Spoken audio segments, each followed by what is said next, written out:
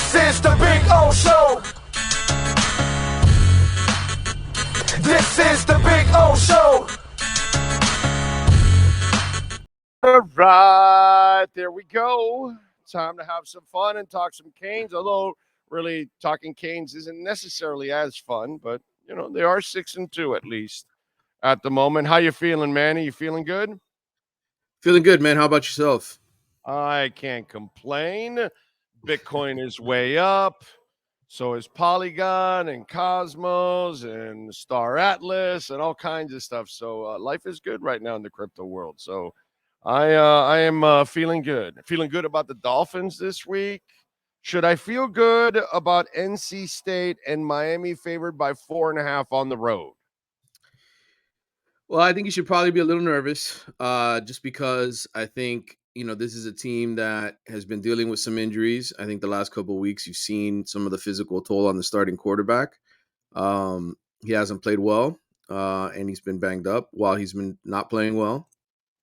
And I think you reach November where everybody's dealing with bumps and bruises. Everybody's physically worn. You have some freshmen that have been doing a lot of heavy lifting, like Ruben Bane and Francis Mauinoa.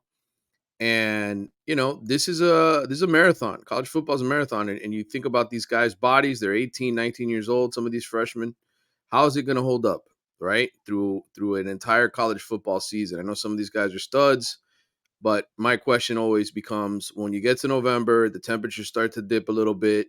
You play a tough game on the road, and 3 of the 4 that they play this month are on the road.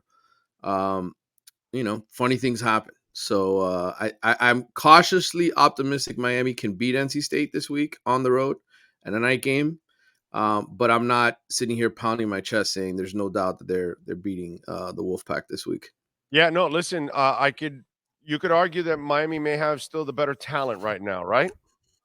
Oh, there's no question. They're the more talented team, and NC State's offense isn't very good. MJ Morris, the second year quarterback they have, not nearly as good as Tyler Van Dyke, even with Tyler banged up. So what NC State has is a really good defense, and they've got one of the best players in the country in Peyton Wilson at linebacker. So, he's a playmaker. And, NC State feels like they owe Miami something. The last couple of times these two teams have played, Miami's kind of escaped with some wins, both on the road and over there. And that wasn't too long ago. There's guys that played in those games that are still around for both teams. So to me, you look at Dave Doran's team, they just beat Clemson, which is a huge win for them. Same way Miami just beat Clemson 2 weeks ago. Mm-hmm. So there's confidence. They're not a team lacking for confidence. Yeah, my point was, if I could trust the coaching, then I wouldn't be that concerned this weekend. But you know what I mean? Just because you have better talent doesn't mean shit anymore, unfortunately, because Mario Cristobal has not proven to be a very good game day coach. It's like I said on the post-game show, there's no difference between him and Manny Diaz and Al Golden and any of the guys you've had here lately, or Randy Shannon. Coaching wise, not much of a difference. Right. Everything else, I could say there's a huge difference, because I think Cristobal is exceptional everywhere else. He just hasn't shown it to me as a game day coach, unfortunately. Now, talking about Bane and others, can they last the whole season being so young? I'll say this about Ruben Bane, dude. I watch him, and it's like I'm watching Ray Lewis. The dude is special, bro. It's automatic that we're talking about one of the nastiest individuals that will play in a Canes uniform, Ruben Bane. That's just what it seems like to me when I watch that guy. I'm watching Ray Lewis as a freshman get 20 tackles a damn game. Yeah, and I think the one thing about Bane that I really love is he goes 100 miles an hour every play, right? Like some of these guys, you see them take plays off, right? And you're like, where's Leonard Taylor? How many times have we asked ourselves that, right? Where's Leonard Taylor? Uber talented, 5-star kid, dominating player in high school, and there's times when he disappears. I don't think Ruben Bane ever disappears. Like there's never a down you don't know where that dude is. It's like Hinchins. That the effort's there all the time. Yeah, and I think that's what separates, to me, when people talk about first round pick potential, greatness, all those kind of things. Ray Lewis never took a playoff. Warren Sapp didn't really ever take a playoff. Like the greatest players are 100 miles an hour all the time, and that's why you can tell Ruben Bane is going to be special and why he's one of the best players at Miami right now, if not the best player already on this roster. Yeah, I think he might be, dude. I think he might just be the best player, on the roster. Tyler Van Dyke, where is he physically? Where is he mentally? Walk me through this because I know he's not himself somehow or another. Something's going on there. Yeah, I mean, listen, we can go back to that North Carolina film and put it on and think about the beautiful touchdown pass that he threw while getting absolutely drilled.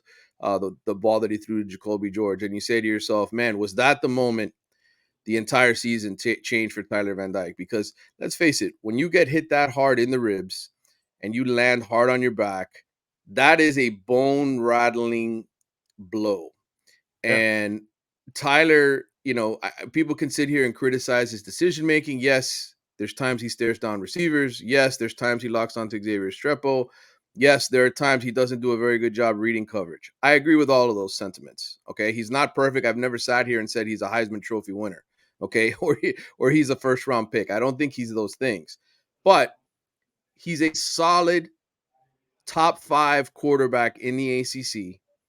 And I think right now he's playing hurt. Oh, he's playing hurt. I think he's thrown a lot of interceptions these last couple games. I don't think the same zip is on the ball. You go back to those 2 interceptions he threw, even the third one that was dropped that should have been an interception, underthrown balls. Just not enough steam. The first one, dude, I've watched this game since I was a kid. The first one is a person going, this is what I need to make that throw all the time. I've done this 1,000 times. Oh shit, it didn't get there. And that's because he's probably now he's injured, so he has to even throw harder than he normally would. And I think it's become kind of an adjustment for him because now he's going to sail shit over people, or it's going to fall short like in that first interception and get intercepted. Overall, you could tell that there's something going on because his body and what his mind tells him of how he has to sling it, it's completely not balancing out. And I feel bad because you can tell, man, because I'm with you. I never looked at him as a first rounder or any of that stuff, but he's not a bad quarterback, and he's not the guy that throws constantly stupid interceptions. That's not who he's not. Been. That's not who he's been. No. He's not the kid we had last year that threw all those stupid interceptions. What's his name? Who are you talking about? Jakari? Jake Garcia. That's it. He's Jake not Garcia, here, right? He's gone, right? Yeah. Jake Garcia's third string in Missouri, yeah. Right. That kid was throwing some boneheaded interceptions. With Tyler, you can tell something's up with that kid because that's not who he is. He's got a huge brace on his right knee. I told you guys about how he got the helmet to the knee running out of bounds in North Carolina. So, look, he's just not anywhere near 100%, but he's a warrior, dude. And the bottom line is the guy played with a separated shoulder down the stretch last season because he wanted to be there for his teammates. And the honest to God truth is, if Mario Cristobal really felt good about Emory Williams, Tyler Van Dyke would not be playing right now. And it's obvious that he does not feel that way about Emory because of how conservative a game plan they had against Clemson to begin with. I mean, you hear the kid do the post-game interviews. He's a baby. He's a freshman. He's green. And so Miami's best shot to win right now on this roster, the way it's currently constructed, is with Tyler Van Dyke playing quarterback. And I would say the offensive coordinator making some adjustments to the play calling, to the options of who he's throwing the ball to, and Tyler making some adjustments to check the ball down. We are 8 games into this season, and Miami's tight end combined has 9 catches, Big O. 9. Yeah. I mean, it just shows you that the way this offense is predicated, there are no reads to the tight ends. Because by now, by accident, he would have thrown more passes to the tight end. They don't even throw it to the running backs. Running backs have less than 100 yards combined receiving. When could you ever say that about the University of Miami with how often running backs? And you have some playmakers at that spot. Yes, so it's a shared responsibility in my mind. Tyler has to do a better job finding those guys right out of the backfield. But I also think the offensive coordinator, Shannon Dawson, needs to tell them, hey, we're running a running back screen here. hey, we're throwing the ball to the tight end here. That's what we're looking at in this offense. Let's get them involved. Because honestly, I think teams will be shocked. I think that's something you could stun NC State with. They've got 8 games of film to watch from this season, and all 8 games are Tyler throwing it to the same guys. Yes. So there has to be some wrinkles that they have here to unleash over the last month of the season. So Okay, so let me ask you, in a game like this is what I would do. Okay, but I'm an idiot. I'm not a coach. But you see Tyler, what he's struggling with. The strength is your line. The strength yeah, is all the backs you have, brother. Let's go. Shove it down their throats for 200 plus yards on Saturday night. That's what I would do to NC State. How is NC State's run defense? If you want to protect Tyler and make his life easier and suck those linebackers in, then use that monstrous line of yours that is only getting better and better and beat those guys up. And man, you've got a couple of backs there. I mean, AJ put on a show, dude, and I love Walton, right? Walton is the other guy, yeah. right? And Fletcher, then Fletcher. and Fletcher, Mark Fletcher, right? And then Yep. who's the other guy? I'm missing the third guy that is pretty damn Henry, good. you have Henry Parrish and Yes, Cheney. You Henry got 4 Parrish. guys. Yeah, dude, come Yeah. on, man. Let's go. Yeah, So tell me about NC State's defense, running defense, because that's what I would do to protect Tyler and try to control the hell out of this game. yeah. NC State's actually top 30. They're ranked 30th in rushing average, yards per carry against, 3.48 yards per carry. They're actually one of the better teams at producing turnovers. They've produced 14 turnovers as a defense. So this is a game that if you sit here, you say, Oh God, what are NC State's strengths? What are Miami's strengths? Right? Like that's kind of what Miami's sort of playing right in. The way they're playing right now is playing right into NC State. Which is why I'm nervous about this game, yeah, because you should be. Yeah, you should be. And look, their defense is top 50 in scoring, top 50 in yards per play. So they're an upper half defense. Peyton Wilson is a big part of that, and they got good news this week that he's going to play the linebacker. He's probably going to be the ACC Defensive Player of the Year this year, just because of how highly productive he is. So, to me, Miami's got to play smart. I think they've got to try to, like you said, establish the running game first and foremost, set those guys off. Make them feel uncomfortable with I what don't they do think well. you'll win. I don't think you'll win if you have to No. depend on Tyler and the passing game because he's not himself.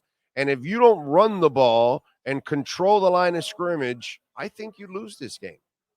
Well, Mark Fletcher was on a pitch count this week, and Mario said as much. He only had 11, I think, carries in this game. Don Cheney, they held out to kind of give him an extra day of rest. Henry Parrish kind of had an extra day of rest as well. He didn't really play much in that game. So you went to Allen and Fletcher mostly against Virginia. I think this is a game where we see maybe all 4 of the backs, and whoever gets hot has the hot hand in the fourth quarter. That's who you kind of go with. But you're right. I think this would be the perfect game for Mario to take all the pressure off of Tyler and say, hey, you know what? Let's throw these guys a new formation. We've got some really great linemen. We've got some good blocking tight ends. We don't use them to catch anyway. And run the ball 40 times. Run the ball 40 times in this game and run for 200 plus and just control the clock and win, a 28-21, 28-17 type game where your offense takes a little bit of pressure off the defense, because let's face it, the defense has been the one carrying them the last few weeks. Yeah.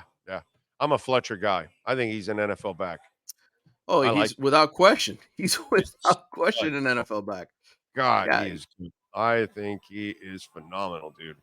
And so I just hope that you can beat them up at the line of scrimmage and win that battle, because I don't think if you cannot run the ball, I don't think you win this game. That's what I think it is. So, and I think you put more pressure. And I think you put more pressure on their offense by being a ball control team as well. Their offense is not very good. They don't run the ball well. You force that young quarterback to have to fling it more than he wants. I think the game plan is the secondary you want to fling it against. Yeah. Well, the Miami secondary is okay. They're not, they're okay.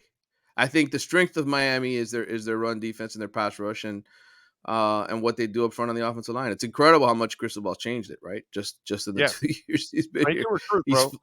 He can recruit. He can recruit. There's no doubt about it. I have no doubts He does everything at a high level. My only concern with him is game days. That's my only concern. Everything else, he's top notch. I know that. Great man, great leader, great influence on the kids, great recruiter, tireless worker, all that shit. I know he's got all that shit. I need to see him outsmart people on game days. And I need to see him be aggressive at times because you got to have an aggressive nature in college and in the NFL. If not, you're not going to win, bro. If you play the conservative game, it's going to be you've got to be so dominant physically in order to win that conservative game. Yeah, you do. And I would love this. You run the ball well this week. You can do much more off of play action. You get those safeties to creep up. You throw a couple over the top to Colby Young, and that's how you win this week. And then you set yourself up, for Florida State the following week, and who knows what happens in the road in Tallahassee in the rivalry. So follow him on Twitter at Manny_Navarro. Catch his work there at The Athletic. Better yet, subscribe. Manny, as always, appreciate you. We'll talk post game. Hopefully, it'll be a happy conversation. I'm hoping so as well. Got it, my brother. Safe All right, travels. man. See you. Got it. Thank you. There you go. Manny Navarro. We will talk to him straight from NC State on Saturday night. Come back to the platform Saturday night. We'll have the post-game show for you with Manny Navarro. That is our Caneswear Miami Hurricanes report. Remember, use our code BIGO10 and you will get 10% off. BIGO10 when you go to caneswear.com or when you go personally. And remember, online, if you order over $99, you will get free shipping. Caneswear.com.